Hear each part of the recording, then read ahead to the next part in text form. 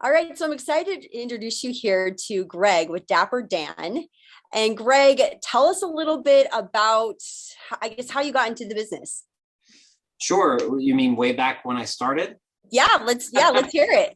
Okay, well, I'll keep the story as brief as I can, but I was 6 months from being a new husband back in 1998. It was November, and I'd been working out of college with a window cleaning company here in Bellevue in Washington State, and had struggled with the fact that I'd come out of college but not really been in marketing where I had done my study. I was doing manual labor, so I was wrestling with what that meant for my future.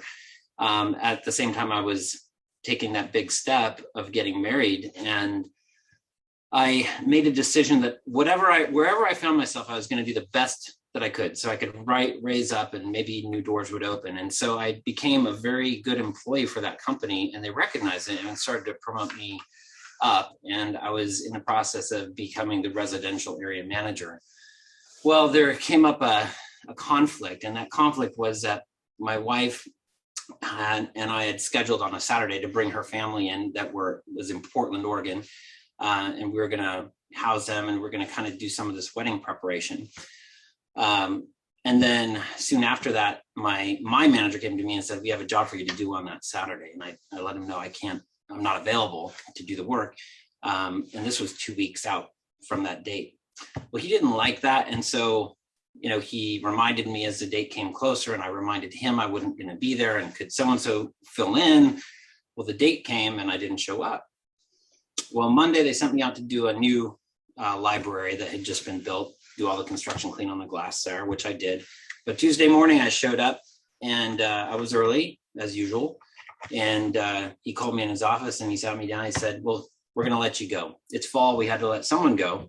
And the reason is because you don't tell us what to do. We tell you what to do." And so, that started a panic in me because, I said 6 months from now, I'm about to be married, right? So what am I going to do? I don't feel much like a provider at this moment. So they didn't have me sign a non-compete clause. And so I wasn't in breach of anything, but I knew of a client that they had been sending out to do construction cleans on multiple projects. And at that time, I had my flip phone. It was 35 cents a minute with Verizon. And I peeled that lever back and dialed that client. And I said, "Hey, I just got let go. I don't have a non-compete in view here. What are they charging you per glass?" And they said, $1.50 per side per pane. I said, "How's $1.25 sound?" And they said, "We love saving money." So there was no loyalty there anyway. It was just money, right? So they said, "We've got 3 locations. Can you be out here today?" I said, "How soon do you need me?" ASAP. I said, "I'll be there by 1. So I went towards Seattle, bought all my own stuff, which is pretty expensive when you don't have an income at that moment, right? At that time, it was $300.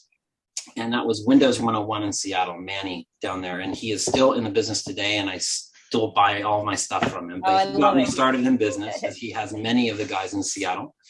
And on my way back across the floating bridge towards the east side, I called and got my insurance started. I called master business license and got that started. And I picked up a ladder at my dad's house and strapped it to the top of my Jetta and showed up at 1:00 on time for my first day in business. Wow. And 2 days later, I was still cleaning at that same location because there's a lot of apartments, and the manager showed up, and I saw his car, and I stayed in my car and I watched, and he got out and he ran over to my car and was cussing at me and yelling at me, took a swing at my window, and then he got back in his car and peeled off, and I haven't seen him since. So, wow. Okay, yeah. so how many years ago have you been in business since day one? 23. 23 years, back to the 23 flip years. phone days. I love that. Yeah. Okay, and that phone that was just ringing a little bit ago, is that going to get forwarded over to Jill's office? It absolutely is. Yeah. It's amazing. One of our marketing lines. And that went from Seattle to Utah. I love it. But you'll have to tell us if you get a note from the Jill. Yeah, I'll keep an eye on it. It'll come up right here on my other screen. But we actually run ads on Google that say, it's one of 3 rotating ads in the areas we advertise that say, we always answer our phone calls. Oh, I love it. because you can't say that without someone either sitting at a desk 100% of the time, or actually probably at the time, at the rate that we're taking customers, I'd need 2 or 3 at this time of the year if we're going to answer every call. But with Jill's office, it's never an issue because you guys just parse out those calls as they come in, right? So absolutely. And I mean, I know that I've called places and nobody answers, and it's frustrating. And if it's a referral, I might wait for them to call me back. But if it's not, I'm probably going to go the next person in Google. I mean, have you got any feedback from customers on just how they're grateful that there's always someone to answer? Or absolutely. Like, and the most amazing thing that when I think about how our business models come together, right? You make somehow in your process, the magic is that you make your Jills appear as though they are experts in this specialty field. And so all the comments that I get back from my customers are, your office staff was so helpful. They don't say, oh, your call center was so helpful, right? Oh, I love that. Yeah, you don't want to hear that, right? Yeah, they say, oh, Jane was fantastic. Please pass along my compliments. And then I have to search through the emails.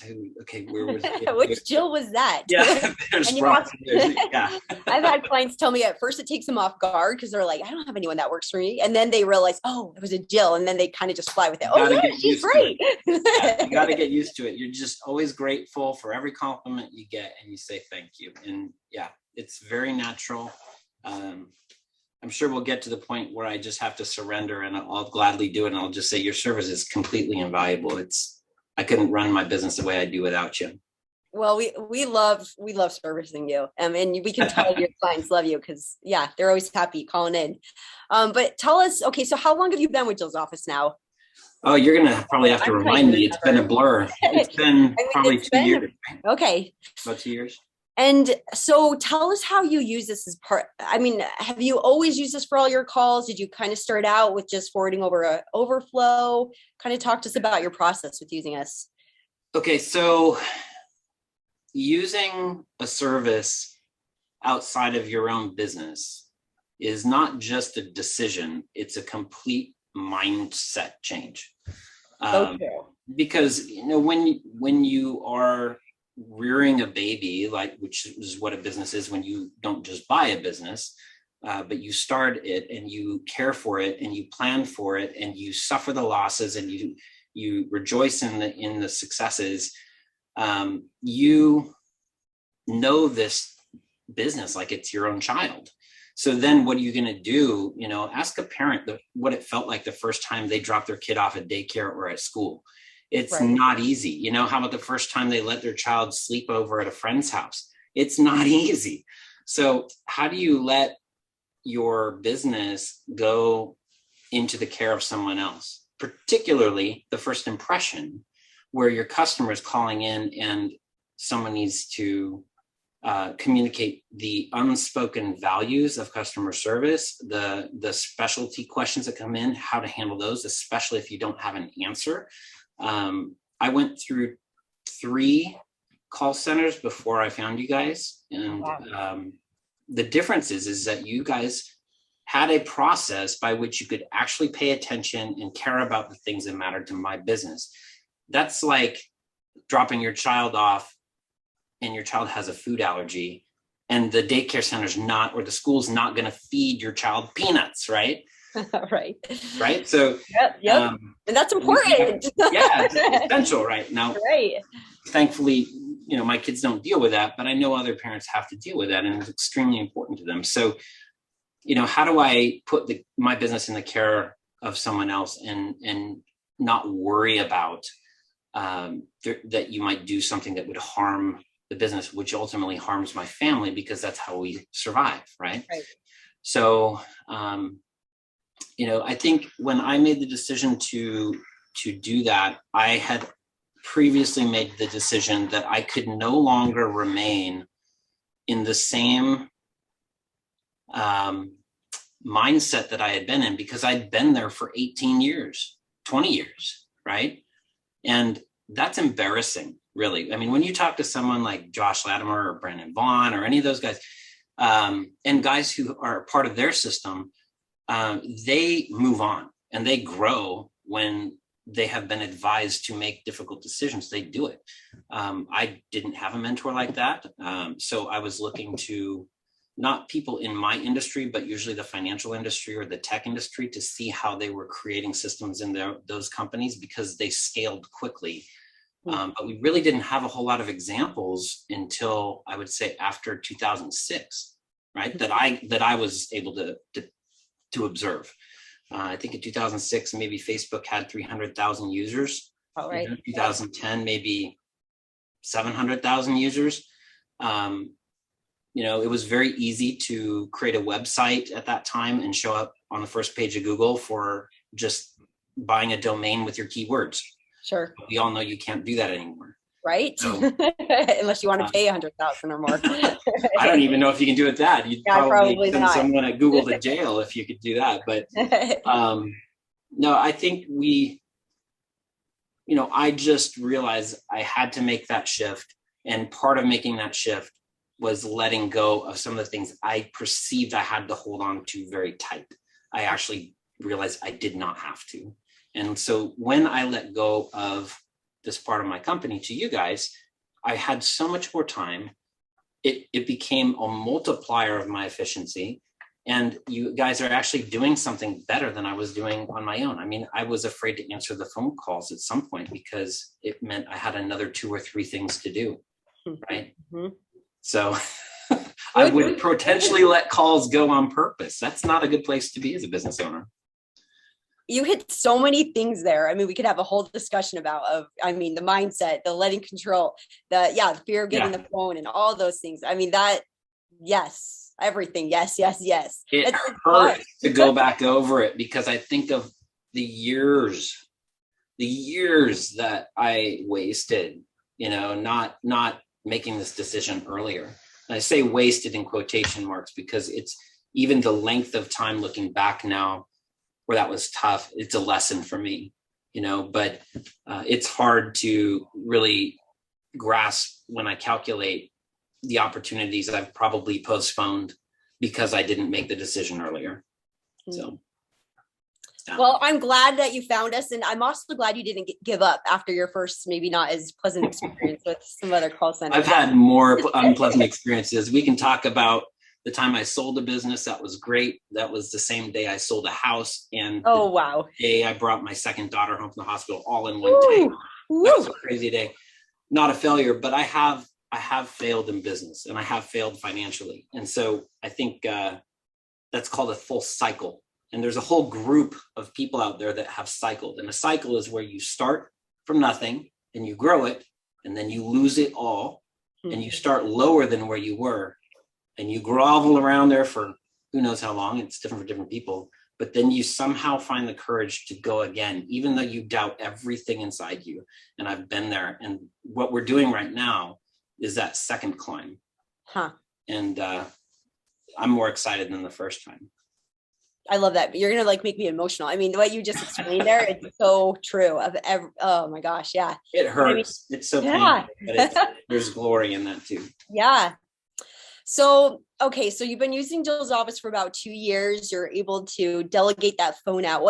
Talk to us about kind of how the flow works with your business, with working with Jill's office. Yeah. So, let me pull open an example here that I can refer to, because it gets complex, because we have 4 accounts with you. Okay. So we have an account for businesses. Yeah.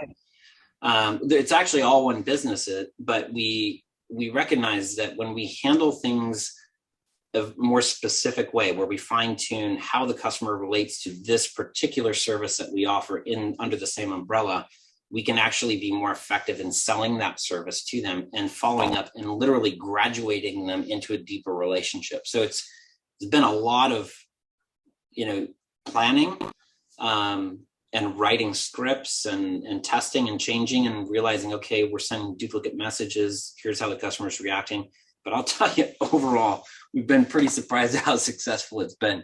And that's where, I went into the numbers we can get into later that inspired this phone call, because it is really exciting to say, but I can't take all the credit for it. But to answer your question, we do our marketing. And so a customer will either respond via email, or in the terms of touching Jill's office, they'll make that phone call. All of our lines go to Jill's office. I do not answer my phone at all, and have not for about 1.5 years. Wow. So at the beginning, I used to take some of the calls. It's incredible because it allows me to cultivate and reap the rewards of being the one who took the risks in creating the business, right? We call that an entrepreneur. So if you don't make those kinds of baseline decisions to delegate over as a system to folks who also have an incentive to help you be successful, then you will be a slave to your business. There's no question about it, because a business will enslave you through its success.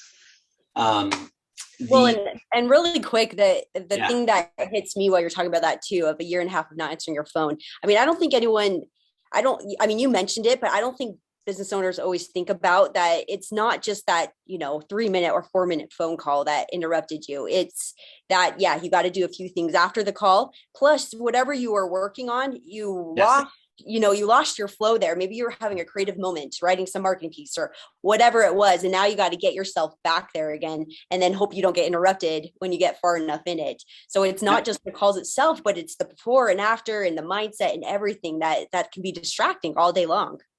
And remember, I started my business after I made the choice to be married.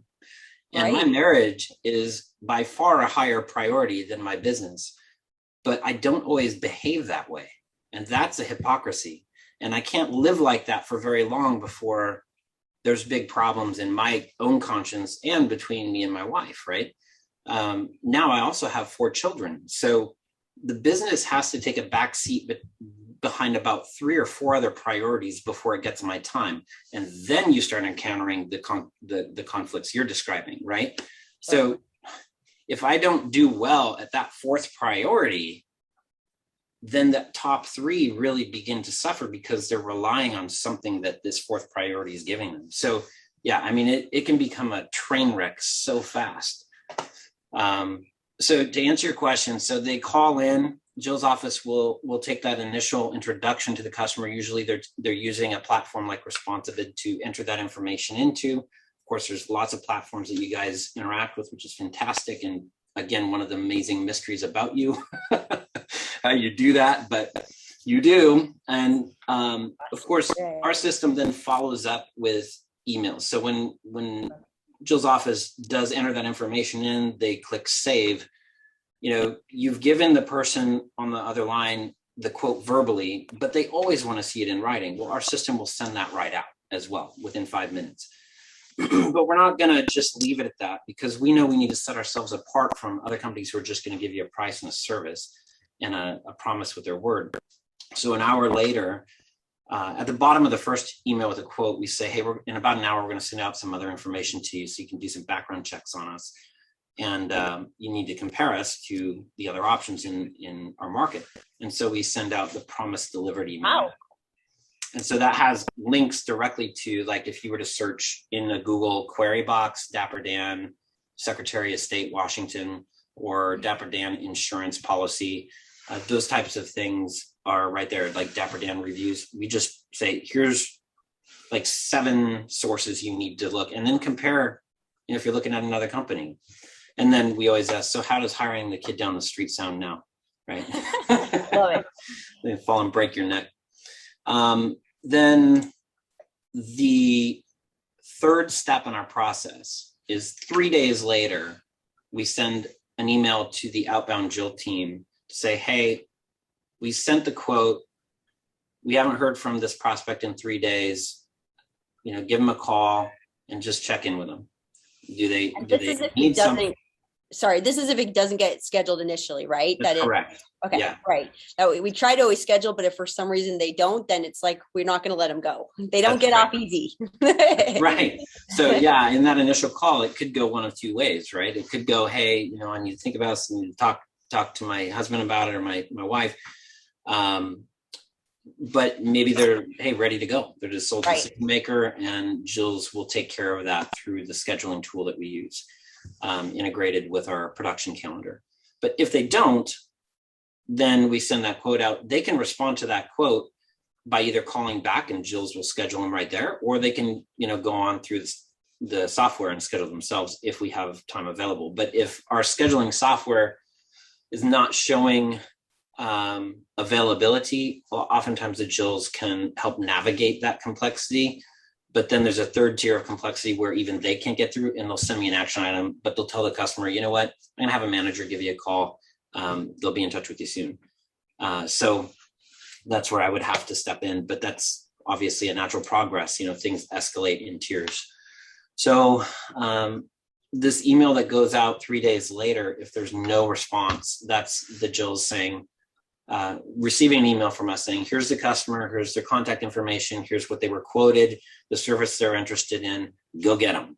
And so you guys call out and you leave voicemails for them, reminding them, which is just a personal touch point that is hugely valuable. And when people respond, I know what you're doing. I mean, really, I've never gotten a call from a business like days later. Right. It's like, oh, I thought you guys just wanted my money, and then if I didn't give it to you, you'd forget about me. Right. Our system, because we've spent the time, we'll follow up literally for 3 years before we forget about something. And if they contact us at any point during that 3 years, guess what? That 3 years starts over. So okay. Yeah. And Jill's is a part of that all the way through. So because I think emails are phenomenal, texts are phenomenal. They're both important, but there is something to having that live call that sometimes can make that difference for them to actually look at that email or look at that text or relook at it, because they get so much all the time. But like I said, most companies don't take the time to follow up with calls. So it really and we've had the discussion a million times, and we see it and we feel it in our own lives. It's like there's more and more and more, even down to the level of worldwide pandemic. There's more stuff being stuffed in between us and the neighbors, right?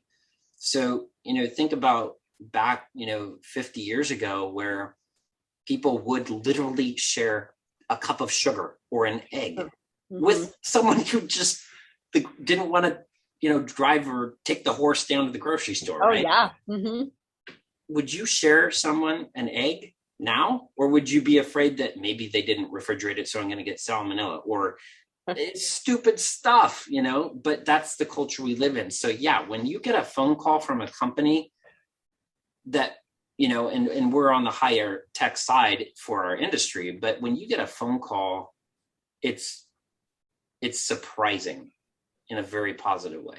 It shows that you actually care. It's not just, I think it's not just, oh, this is another marketing push, this is another sales, which obviously it does do all those things. But I think it also shows you as a company that actually cares, that they're going to take the time to follow up. Hey, are you still needing help with that?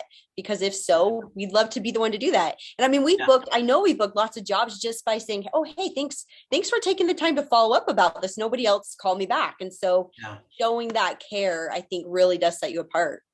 Yeah. And you can get emotional about it, and I tend to, sort of get dreamy, but as long as you're backing it up with reality, you have the permission to do that, because as a company, you're doing something out of the ordinary, and you can be very proud of that.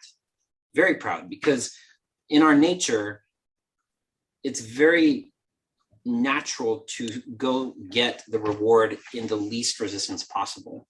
So if you're making that call when you really probably don't need to, because you could just go get another customer somewhere else, it's saying something that doesn't need to be stated out loud, but I'm going to state it here anyway. And that is just the culture and the character of your company is coming through. We have no secret about our culture. We put it right on our careers page. And I was told the other day by our recruiting manager that I might be held in contempt at Indeed because it could be discriminatory language. But we literally say, look, if your favorite place is under the blanket in your mother's basement, you need not apply here. Do you look like a tattoo parlor gone wrong? You need not apply here. And those aren't my original words, but I absolutely agree with them. So but that comes through when I turn to my crew and I say, on so many levels, you are going to shine apart from our competition because you genuinely care about your customer here. Right. So you do things that no one else will know you did, that you don't tell anyone else about. And then I turn to my customer and I say, we will keep the promises we make to you. And we do. I love it. That's a culture. right? Yeah, that is a culture. And that's hard to establish. It takes true care to be able to establish that with your company, and then to set up all the systems and everything in place with both your employees and all the different softwares and other services that you use to keep that consistent and coming from all angles. So let me go back to something I said earlier. Maybe I need to reframe it. I'm coming to understand the more years I'm in this business that maybe I didn't waste those 20 years, but it took those 20 years to actually get to the point I am now, where just the clarity of what we're doing here it's just undeniable. I couldn't do it any other way, right? I bet your clarity is stronger because of the struggle. I think that any business owner who hasn't had that struggle, then they haven't had to really fine tune that clarity yet. I mean, that's where that clarity comes. Sad but true. Don't you wish we could live 200 years so actually we could? Right?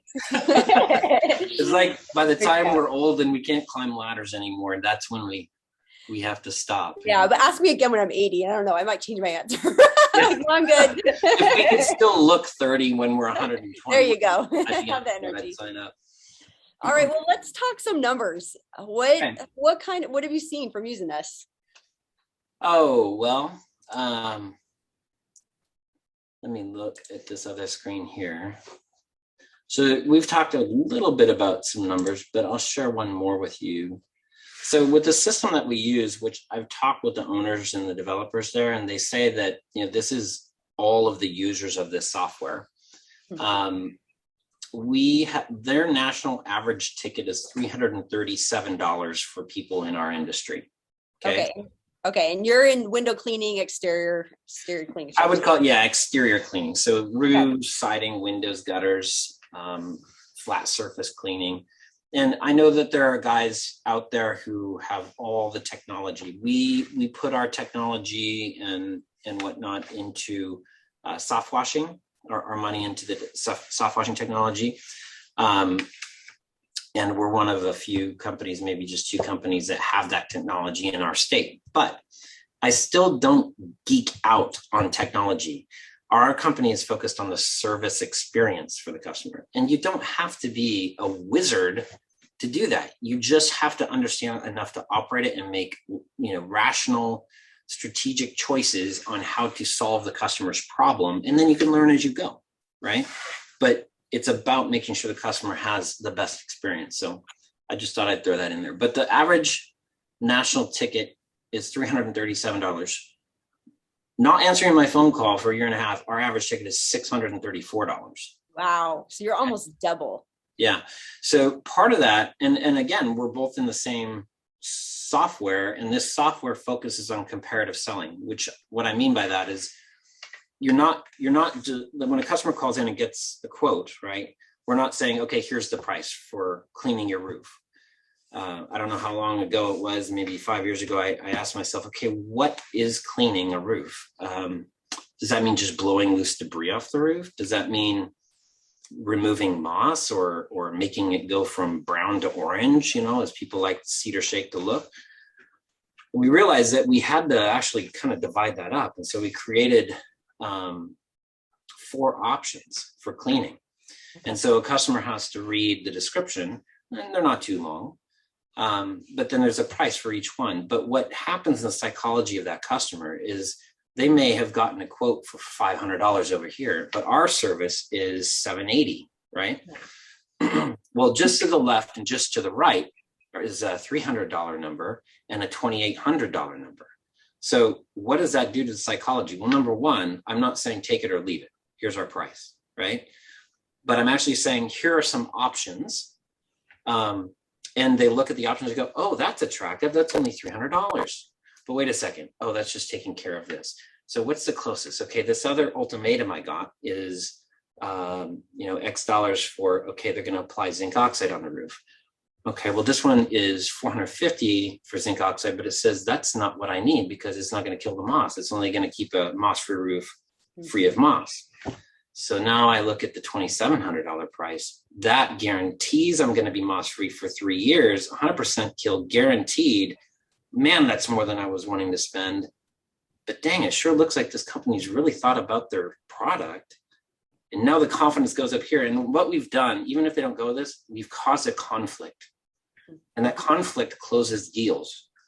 And what it does is when we deliver that service, and they do have a 3-year period where there is no moss and the roof looks amazing, and they hire us back to do other services, we got our toe in to build that relationship. So that moves on to, one of our other packages that we have with you guys that your Jills are knocking out of the park with, and that's our service packages. That's a whole other video interview we need to talk about sometime. Yeah, because it's like service packages are like a no-brainer for made companies, because It's just like, my house obviously gets dirty, it's in front of me. But for 20 years, I never figured out how to crack the code on getting a customer to think about putting together a maintenance plan for the exterior of their home. Right. There was a period in my first company, I had 180 contracts when I sold that company for a recurring service. But I wanted to automate that process, and I didn't know where to insert it into, the whole business structure. And we figured it out, and we cracked the code, and it's automated now. And as we sit here, I have 10 I need to get into our production calendar. Wow. And we charge them every year a fee to stay on with us, just to put them in the calendar, which is an automatic system, but it does require review. But we're charging $100 for that, just renewal, and they're happy to pay it. And does it get them better, like any discounts or? No, we don't sell based on, this is more money or less, more savings for you. We sell on value. The relationship is worth money. Right. The priority that you have on our calendar is worth money. The fact that we're going to let you know in advance and be concerned about your property in ways that we're going to let you know other issues that we have seen developing over time, that's worth money. It's also worth money, the fact that we're going to give you a special phone number, not just a regular number. And that's where we bypass Jill's, actually. Okay. And it comes directly to the project manager. Okay. And that's not a higher value for me, right? I'd rather Jill's take that on, and maybe this is part of the service that you might offer. But the fact is that I'm making them feel unique and higher value and VIP. Yeah, VIP, exactly. Right. Yeah. So it is that special presidential red phone that we give them. So no way am I going to discount that service. That is a high value service. And if anyone ever asks for that, it's just, they're not the right customer for us. Right. Do you have any idea on how many of those we closed? Like what percentage or anything? Of the subscriptions? Mm-hmm. It's not a high value service yet. We just hired our first salesperson ever. Congrats. That's exciting. Thank you. And right now he is overwhelmed with holiday lighting. And I keep checking in with him. Do we need to hire another person, even just to go do some of these site visits? Because he's doing around 15 to 20 quotes out a day. Okay. This is Tim. Yes, Tom. Okay. That's okay. Yeah. And I have a message from Tom, actually. He says that he is very excited to be working with Jill's and has just had phenomenal experiences with you guys. So he's talked to a number of you on the phone, and that's in the last 25, 26 days that he's been on staff. And yeah, just nothing. Hopefully we help make his job easier, as you already are. Yes. So we want to make everyone's job easier. Yeah. As far as like your business growth, Don, since we started answering all your phones, do you have any numbers on like the percentage wise you've grown or anything like that? I love to share this. Yeah. It's a little bit irrational to actually talk about, but when I started this business again, it was after a failure in end of 2018. And we took the original investment, the business that we had brought to a partnership, we took that back, and it was kind of like coddling a baby that needed a lot of care. And, I just started where I knew to start, and that was getting out there and working hard. And I, to this day, believe no one in my business knows how to work as hard as I do. that's the way every entrepreneur should be. I've got some guys that come close, and the more I'm out of the field, I'll probably be passed before too long. But anyway, that was a great first year. I mean, the business came out just about the same size we put it into the partnership 4 years earlier. I think I added maybe 50% to the number that we started with. But year two, we grew, and it was the year that I gave the phones over to Jill's office. We grew just right under 100%. It was like 96%, okay, the previous year. And still not answering my phones. To date this year, we're at 130% growth over last year. Yeah, so go figure, you stop answering your phones, and half of this year I've been out of the field, and the numbers are growing at that rate. I think part of the reason is because, handing the phones over and stepping out of the field kind of go hand in hand. And it's allowed me to focus on building other systems in the business that have given us the capacity to handle the additional business. Already this year, I've hired 4 new technicians, added 2 trucks and a salesperson. And I still think we're going to need another truck and another 2 technicians before the end of the year. Wow. Yeah. So let me make sure I heard that right. So 96% growth the first year, 130% the second year. 130% the second year, yeah. That's amazing. Without answering my own phone. That is incredible. For a year and a half. That's incredible. Yeah. I love how you talk about that, though, is it gives you the time to really propel your business to that greater height. Again, like without those distractions, by having people who like talking on the phone all day take care of that, and then just putting everything in place to make it grow and provide that phenomenal customer experience that you do. Absolutely. That's incredible. You cannot, as a human being, you can only be in one place at a time, right? Unfortunately, yep, that's the reality. Nobody's figured out how to break that yet. Divide and conquer is a fallacy. So where you true. Are. Well, I want to be respectful to your time, but is there anything else that you want to share? I'll just say that, it's very natural for a company to put their best foot forward when they're meeting a new client. And I would say that you have continued to put your best foot forward every single time that I contact you. Whenever I have a question for Holly or your business development team, or I send an email back to, an action item that gets sent to me and I need some clarification, there is never a time when I could say that we've stumbled. Not one. So I would love to add that because it's true. I love it. There's no end in our sight of what we can accomplish. As long as you can continue to scale, and I can continue to scale, then we'll keep growing. I love it. And there's the phone ringing again. That Jill's going to answer for you. So you don't have to get interrupted. I don't need to worry about it. In fact, where's the volume? We'll turn it off. I would pay and did pay a Facebook distracted secretary $4,000 a month to do what you guys are doing for like $1,500 a month in my busy season. Yeah. Well, thank you. Thank you so much for sharing, Greg, and congrats with everything you're doing in your business. We absolutely love being a part of your team. It's our complete honor. So I hope that the growth just continues to go. We love what we're doing with you. Thank you. It's mutual.